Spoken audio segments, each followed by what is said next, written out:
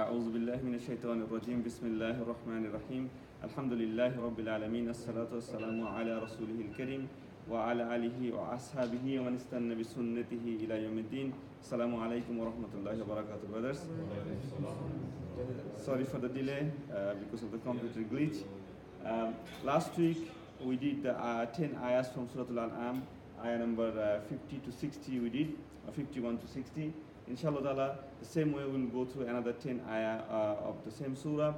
And just a quick background that this surah, as we mentioned before, this is the largest Makki surah, and we will see a lot of times similar kind of ayah coming, and you will find that you will go through and say, okay, why I have been seen this ayah already before. But Allah subhanahu wa ta'ala edits the ayah in a different way, and we are going through a very simple translation of the ayah basically. It's not even a tafsir. Because every ayah, although the English translation looks the same, but the Arabic word, the grammar inside there is a difference, and that difference have a deeper meaning, but which is not the scope of this talk. Inshallah ta'ala we'll go through, as we always do, that just a quick overview of the ayah. So last week when we did the ayah of the last 10 ayahs, we saw that Allah subhanahu wa ta'ala is starting the ayah, almost 3 or 4 ayahs, especially ayah number 56, 57, 58, all starting with Qul, meaning Allah is telling Prophet Muhammad sallallahu alaihi wasallam to tell the people of the Makkah. Also we found in one of the ayah, in the last 10 ayahs, that Allah subhanahu wa ta'ala said that you instruct these things, the signs of my creation, to these people, to the people of the Makkah mainly. And he also said, there are people among you now who are believers, so do not ignore them. And when they come to you, give them the priority and give them. And how do you give the priority? You tell them salam. And on the same way, Allah said, if you ignore them, then you will be the wrongdoers. So those group of people, as Allah said to mention salam, obviously you understand, those are the very few people, the initial people who accepted Islam in the Makkah, and they were going through the torment, the oppression of the Quraysh at that time. As we mentioned, that this surah towards the end of the Makki life. So this is the time where already the oppression has started. They are going through the persecution of the Quraysh people. The boycott has some of the Mufassir said this is the time of the boycott. The 3 years that Rasulullah had to leave Makkah, and they live outside of the Makkah, and at that time this surah has came. So a lot of the ayah is praising those Sahaba who are following the difficult times in the path of Rasulullah sallallahu alaihi wasallam. So today also we'll see in the 10 ayah that Allah has mentioned His power, His quwwah, meaning that how Allah subhanahu wa ta'ala is powerful over everything. And also at the end Allah subhanahu wa ta'ala will mention, in this 10 ayah, at the end Allah mentioned that how Allah subhanahu wa ta'ala will deal with those people who denies after so many reminders. So let's start with ayah number 61. So ayah number 60 was the ayah about the sleep at the night. So Allah said Allah is the one who takes your soul at night and then He gives it back. So that was the ayah number 60. So these two, 61 and 62, is related to that concept. So Allah saying, and He is the subjugator of over His servants. Subjugator, the Arabic word is al-kahhar. Kahhar is, as you know, one of the name of Allah subhanahu wa ta'ala, one of the Asma'ul Husna. So this word is not been used frequently in the Quran, but this is one of the places Allah is saying that He is al-kahhar over His abd, over His servant. He sends over you guardian angels, okay? And when the death comes to you, one messenger take him, and they do not fail. Meaning, Allah subhanahu wa ta'ala is telling that even when we sleep, there are angels around us, the guardian angels. They are and the different angels have this different responsibility. The most appropriate meaning in this ayah is the angels who takes and write down our deed. Some may ask a question, what is the point of writing down our deeds? Because Allah subhanahu wa ta'ala already know everything. He doesn't need to record this. But it is not for Allah subhanahu wa ta'ala. It is for creating our book. As if like Allah is doing the accounting for us. And inshallah ta'ala, when we will be in the day of judgment, the books will be coming to our left or right hand according to our amal.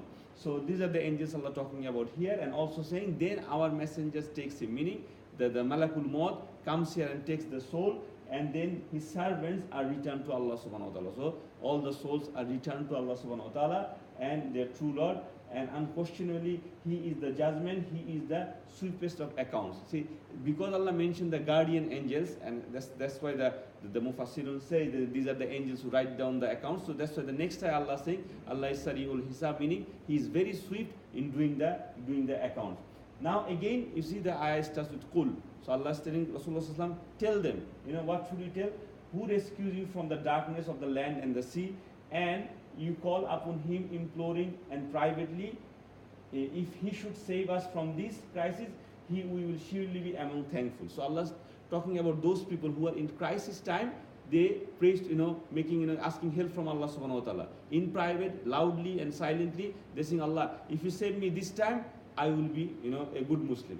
And this is a real thing. I have seen so many people, in my family and friends, the family is going through a turmoil, and they are so much into the close to Allah subhanahu wa ta'ala, asking help from him. And once Allah took the trouble away, they are again back to their normal life.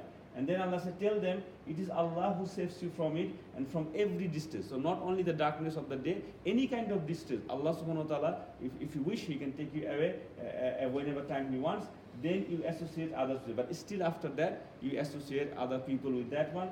And say, again, the Qul, He is alone, He is able to send upon you affliction. So Allah can send you, the test, affliction from the above and from the beneath of your feet, or to confuse you, sex, and make you test the violence of one another. Meaning, Allah can give calamities from the sky, from underneath your feet, and also Allah can test you, the way that Allah created sex among us, the division among us, and that's Allah said, look how we diversify our signs.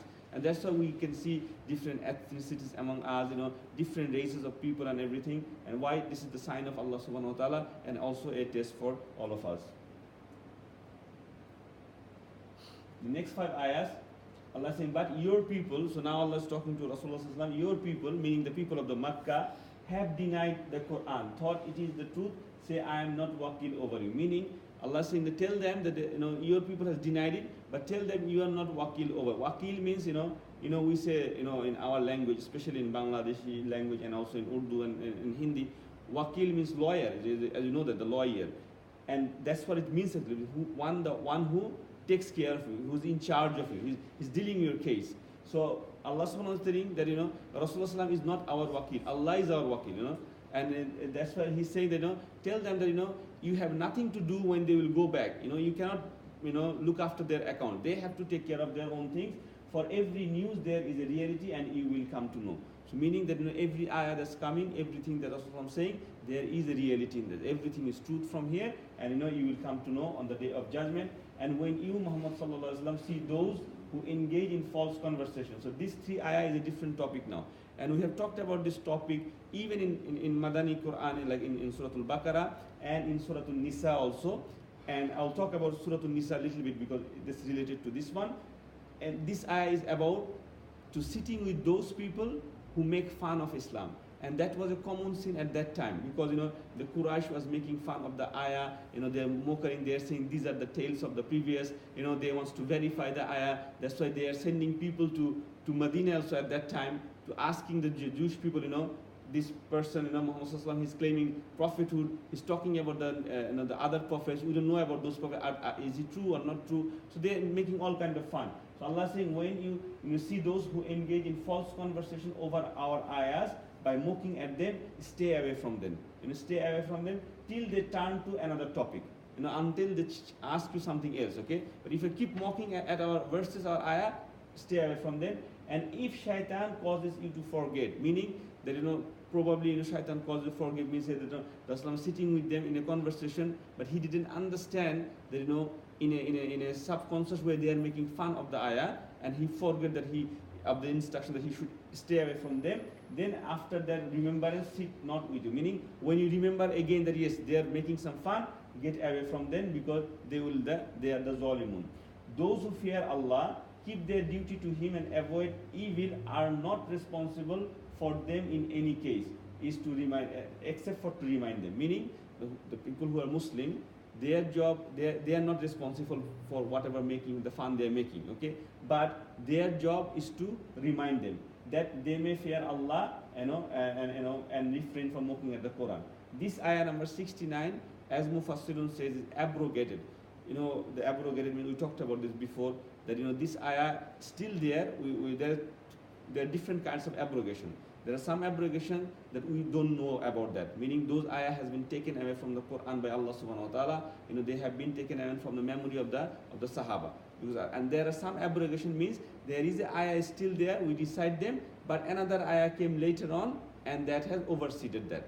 Like the ayah of the alcohol, in 3 stages it came, so we cannot just take the first stage and say, okay, in the first stage Allah said, there are good in them and bad in them, so we can still have it. No, we have to look at the sequence, and the last ayah says, no, it is completely haram.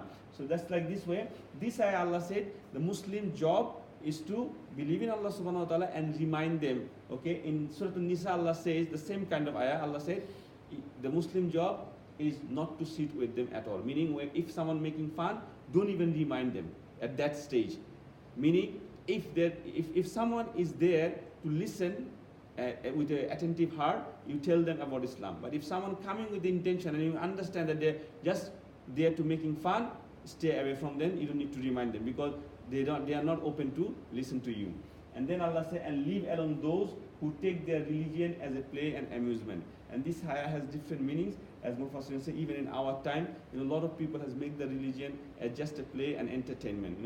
They have like festival, they make it a festival only during the some times of the year. They enjoy the religion. They put the clothing of the religion, and whom the life of this world has deceived. So they are completely deceived by the worldly life.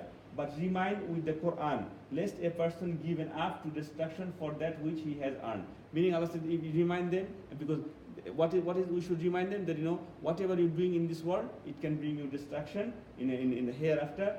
They will find himself no protector, no intercessor beside Allah subhanahu wa ta'ala. So we should tell them and remind them, look, what you are doing, if you're not in the right path, you will have no helper, and no protector on the day of judgment. And even if he offers every ransom, meaning even if he's rich in this world. And then we know that in Makki Surah, especially the Juz Amma that we do in our regular prayer, Allah subhanahu wa ta'ala mentioned so many times that even if you give your sons, your golds and ornaments, everything, there's no way you can get yourself ransom out of that day. It will not be accepted from him.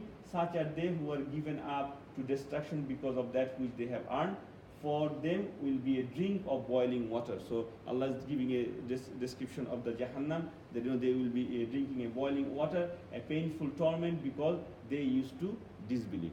So it's been they have been reminded so many times in the world, but still they've taken it as a play and amusement, and they used to disbelieve, and they will enjoy the punishment for the hellfire, as Allah subhanahu wa ta'ala mentioned in the Quran. So inshallah ta'ala we'll finish it here. Jazakallahu khairan. Subhanaka Allahumma bihamdik. Ashhadu an la ilaha ant. Astaghfiruka wa atubu ilayk.